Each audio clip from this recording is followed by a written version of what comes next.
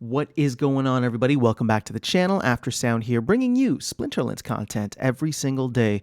We also stream right here on this channel every Tuesday, Thursday, and Sunday morning, so come by and say hello. All right, guys, I wanted to talk about something that has been germinating in my brain for a little bit, especially after doing that video kind of looking at the tokenomics health for SPS and where we would be, like if SPS went super high, how much DEC that would be printing. And essentially like the struggle that I'm finding, so Papa Bear alert here, is that in order for SPS to reach these super high numbers, the flywheel is simply just not enough. Now, I don't want to say the flywheel is insignificant. Obviously, we're all waiting for the flywheel. I'm excited about the flywheel, and I think it's going to do a great job reducing the supply. But for any kind of price action, we have to remember there's two aspects to it. There's the supply side and there is the demand side. And I would say, we still have a major oversupply side that is being inflated or diluted at I think it was 36 something % per day. Sorry, not APR, right? Or sorry, not APR, but annually, right? So we're getting about 1 million SPS per day. And essentially what I was thinking was, if we're getting 1 million SPS per day, let's say SPS shoots up to $1. Again, just hypothetically, if SPS shoots up to $1 and that 1 million SPS that's minted every single day gets theoretically burned for DEC, that is 1 billion DEC. It's so much. I mean, considering how much we have just tried to burn in order to get DEC back down a peg, I know land, right? For example, land is going to take up a ton of DEC. And so the main thing that I want to leave you guys with here is when Matt was talking about land and saying that land is going to use, he said, and I'm trying to quote, but it's probably paraphrasing. He said tens of billions of DEC. Okay. So I want to take that to the top end, right? 100 or one, or was it? If we do, tens of billions of DEC, let's say 100 billion DEC, essentially, right? If we were going to burn 100 billion DEC, that's a ton. But when you think about how much DEC could be produced if SPS were at $1, that's only 100 million SPS, right? And granted, there's a hard cap of 3 billion, of which we've already burned a significant amount. So, ultimately it's just for us to reach those super high levels, there has to be something out there outside of just the flywheel.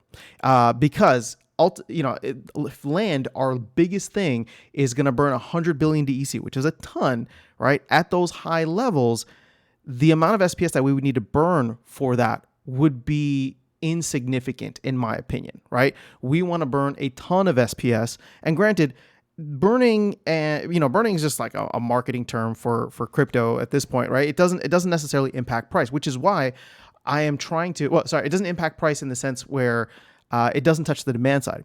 So for me, when I say the flywheel isn't enough, I genuinely do think we will need more direct utility for SPS. Now, you could look at something like the Vrooz promo, right? And that's a one-off, although it'd be cool if there were other things like that in the future. But in order to get SPS to those higher levels, we need more. And I think the staking requirements will be a good one. I don't know what that looks like yet. And, based on the team's recent responses, it doesn't seem like they've fully mapped it out yet. So they don't know what it looks like yet, right? So at this point, we have a billion SPS kind of out in circulation, and seeing where the player base is at, where we're hoping the player base will go. We would have to get a massive flood of people in just to make use of that utility, because it's not going to be, it's not going to be pushing the price up much now, in my opinion. But if we do push the price up a little bit, more people discover the game, there's more avenues in, different partnerships, that's what we're going to need. We're going to need direct demand for SPS. And while SPS staking is going to be a good thing, right? It's going to be a net positive, I think, overall. Not a net positive, but a really strong positive. I still don't even think that's going to be enough. So as I go through here, I'm trying to think what are the other ways in which we could go and give SPS more direct utility, because it's weird in the sense that we have these other tokens that are kind of indirectly giving utility to SPS, right? So a lot of people like to point to, well, the flywheel is easy with DEC, right? Team saying we're going to do a bunch of stuff with voucher burning or with DEC burning and DEC usage for land, for guilds. Hopefully there'll be other things in the future, and that will give, that'll indirectly push the utility to SPS. On the other side, you have the voucher tokens, which are supposed to be an indication of SPS staking time, right? Time weighted, essentially. But even then, that was diluted by 100% when the vouchers were given to the node license holders. So, and ultimately now, like, to get the same amount of to get the same amount of vouchers for holding SPS versus licenses, I think licenses are still the better way to go, right? Like, you would have to own a ton of SPS, even with SPS at these low prices. So, ultimately, like, I think about this, and I don't necessarily even have a solution. It's just something I wanted to share with you guys to temper some expectations, because while I am very excited for like a summer of Splinterlands 2.0. I think there's going to be a lot of great stuff that happens in Q2 and Q3 from a game standpoint. But I'm trying to temper my own expectations for where SPS as a token could actually go. Now, what's cool, okay, is that the market can be super irrational, right? And crypto especially can be super irrational. So this is why I keep saying, like, if SPS does a 2x, a 3x or something, all of a sudden it gets the eyeballs of people who are looking for hot projects within the space. And when I say, like, okay, like, if SPS does like a 3x, for example, or a 3x, and we jump to like 10 cents. Again, it's like, we just did a 3x, but we're also still down 90% from our all-time high. So a lot of people, I think, in that perspective, would look to come in. But what are we offering to them outside of just the upside on the token, right? What would they need to actually buy SPS for in the game? That's something that we've always struggled with.